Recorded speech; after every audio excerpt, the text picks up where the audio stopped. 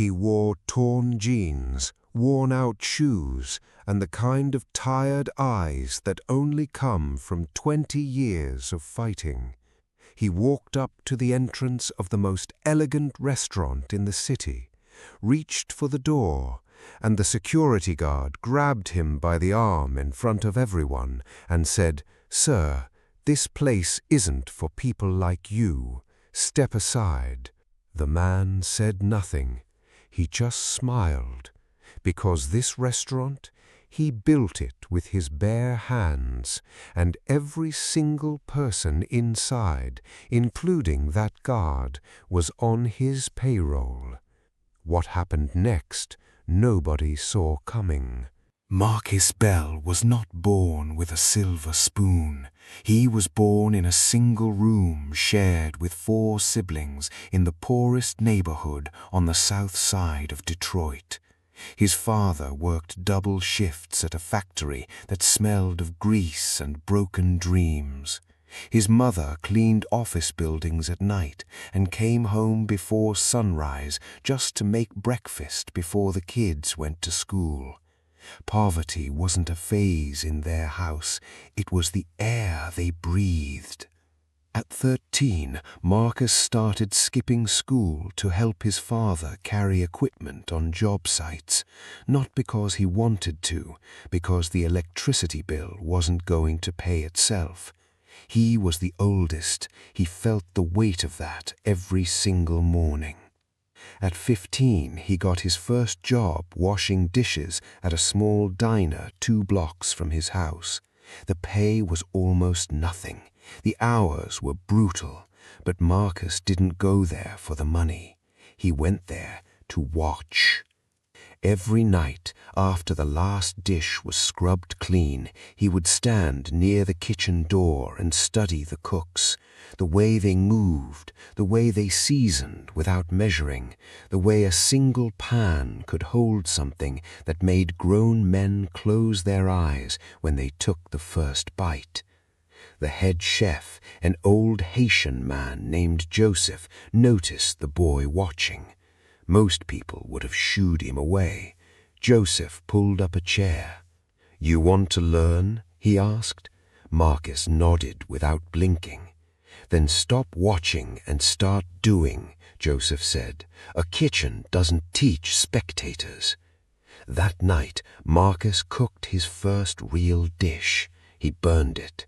Joseph laughed, not to mock him, but because he recognized something. He had seen that same fire before, in himself, 40 years ago.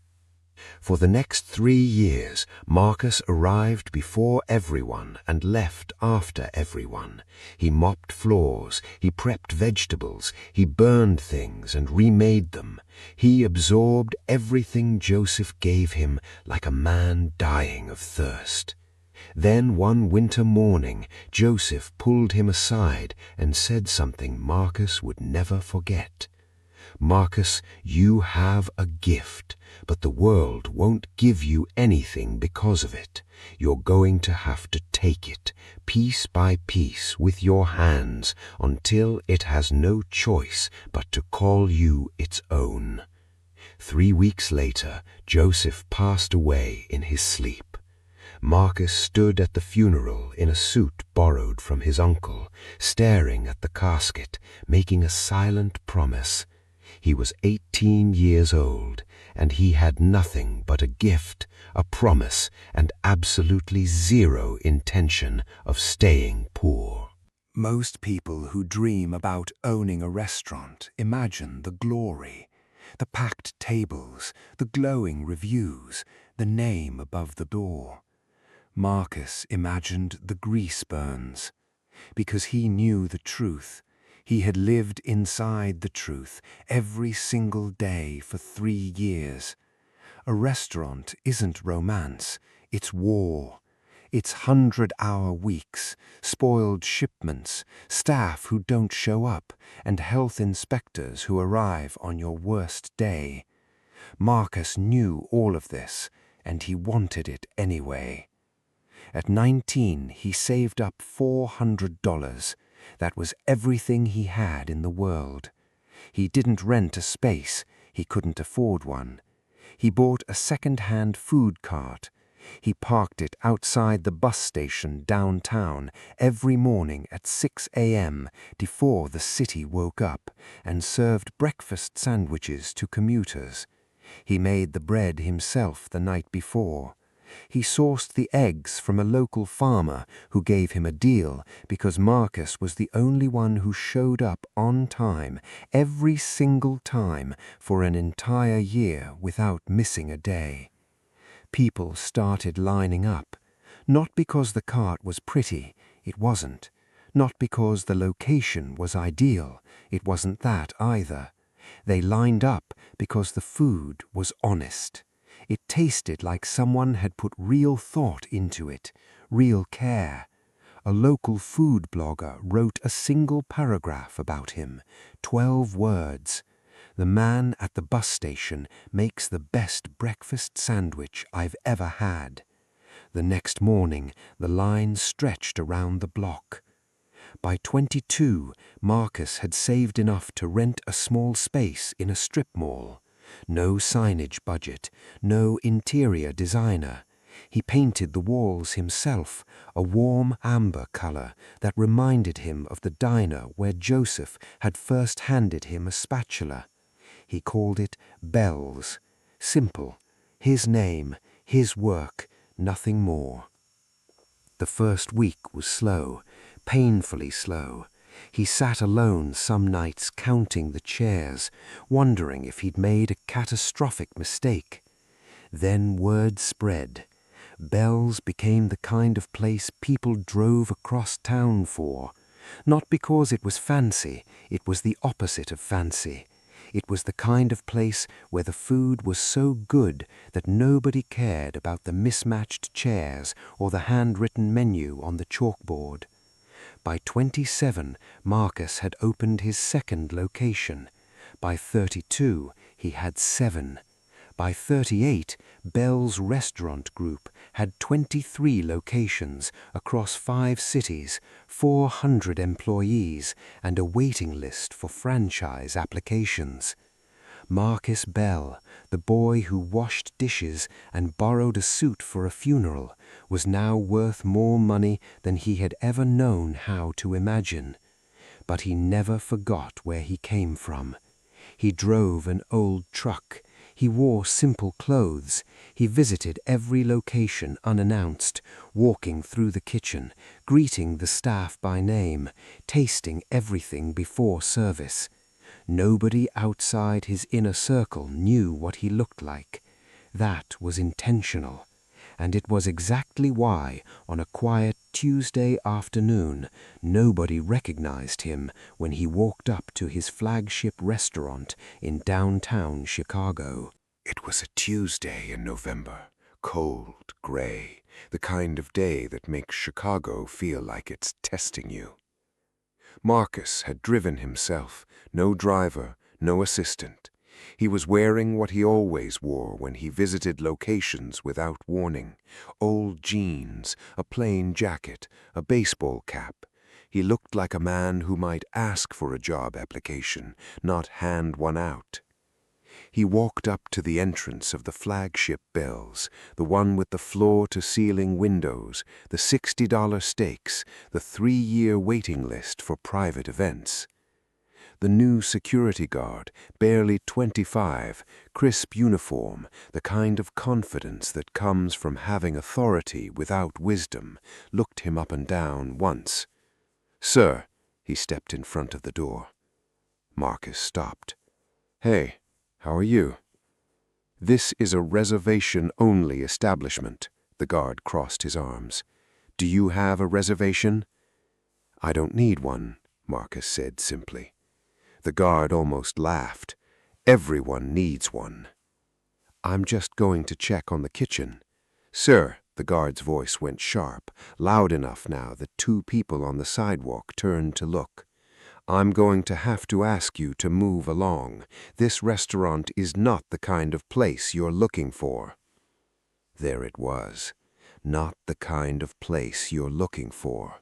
7 words, and everyone who heard them understood exactly what they meant. A woman nearby looked away, embarrassed. A young couple stopped walking. A man in a business suit stared. Marcus stood very still. He felt the words land the way they always did, not like a shock, because it was never a shock, but like a dull, familiar weight he had carried his entire life and had spent 20 years building something large enough to set it down. He reached into his jacket pocket. He pulled out a card. Not a business card, a key card, matte black, no logo, just a small engraved letter B in the corner. "Could you get the general manager for me?" Marcus said, calm, quiet, the way a man knows exactly how the next 5 minutes are going to go. The guard looked at the card.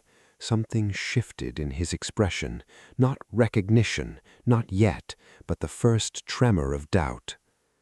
"What is that?" "Get the manager," Marcus said, "please." The guard called inside. A minute passed, 2.